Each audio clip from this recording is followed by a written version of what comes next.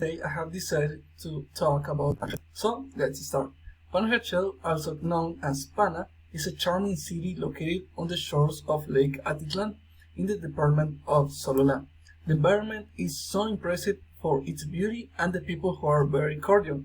Due to its climate and tranquility, it makes it a perfect place to relax. It has nature reserves, a variety of restaurants, nightlife, a craft market, and Spanish schools. Panajachel offers a spectacular view of the volcanoes of San Pedro, Toliman, and Atitlan.